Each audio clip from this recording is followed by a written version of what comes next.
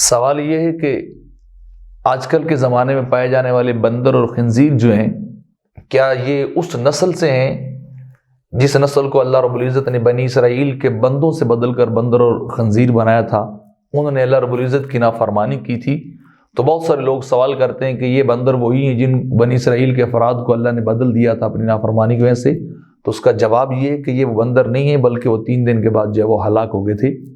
ان کے متعلق اللہ رب العزت نے قرآن مجید کے اندر ارشاد فرمایا، وَلَقَدْ عَلِمْتُمُ الَّذِينَ اعْتَدَوْا مِنْكُمْ فِي السَّبْتِ، تم یقیناً جانتے ہو ان لوگوں کو جنہوں نے ہفتے والے دن زیادتی کی، تو ہم نے ان سے کہا کہ تم جو ہے وہ دھتکارے ہوئے بندر بن جاؤ۔ حضرت عبداللہ بن عباس رضی اللہ تعالیٰ عنہ روایت کرتے ہیں کہ یہ داؤد علیہ السلام کے زمانہ میں ایلا ایک شہر تھا جو شام اور مدینہ کے درمیان ساحل سمندر کے اوپر آباد تھا۔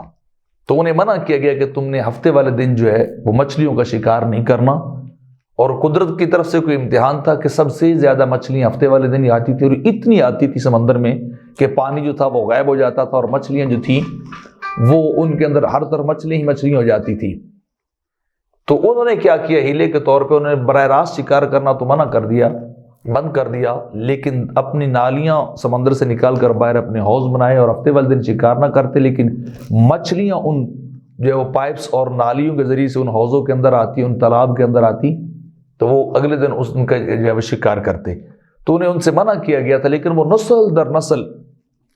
بڑا عرصہ تک جو ہے وہ ان کے اندر یہ کام چلتا رہا۔ کچھ نیک لوگ تھے جو ان کو بار بار منع کرتے رہے۔ 70,000 وہ تھے اس شہر کے اندر، ایلا کے اندر، کہ جو شکار کرنے والے تھے، اور 12,000 وہ لوگ تھے جو ان کو منع کرنے والے تھے۔ جب وہ اپنی طرف سے تھک ہار گئے ہر بار روک روک کر کے یہ کام تمہارے لیے بہتر نہیں ہے، تو انہوں نے پھر شہر کے درمیان سے دیوار کھینچ دی۔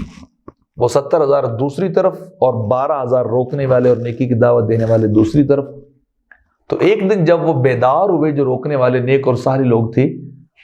تو صبح ہوئی، سورج نکلا، دن چڑھا، تو انہوں نے دیکھا کہ آج دوسری طرف سے کوئی بندہ جو اس طرف آیا گیا نہیں،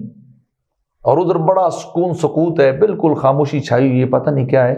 تو جب وہ دیوار کو کراس کر کے دوسری طرف گئے تو عجیب عالم تھا کہ وہاں جا کے دیکھا کہ وہاں ہر طرف بندر ہی بندر اور خنزیر ہی خنزیر جو تھے وہ چلتے پھر رہے تھے، اور ان کی شکلیں جو ہے وہ بدل دی گئی ہیں۔ تو زیادہ تر لوگ آج بھی یہ کہتے ہیں کہ یہ بندر اور خنزیر وہی چلتے آ رہے ہیں، لیکن اس کے بارے میں عبداللہ ابن مسعود رضی اللہ تعالیٰ عنہ روایت کرتے ہیں کہ آقا علیہ الصلوۃ والسلام کی بارگاہ میں سوال کیا گیا تھا اس بارے میں کہ حضور ہمیں بتائیں کہ کیا یہ بندر وہی ہیں جو بنی اسرائیل کے مردوں کو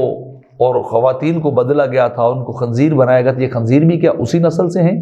تو آقا علیہ الصلوۃ والسلام نے ارشاد فرمایا کہ اللہ رب العزت جب کسی قوم کو عذاب یا ہلاک کرتا ہے تو اس کی نسل نہیں چلاتا، ان کو ختم کر دیتا۔ اور بندر اور خنزیر جو تھے وہ تو ان لوگوں کے بنائے جانے سے پہلے بھی تھے،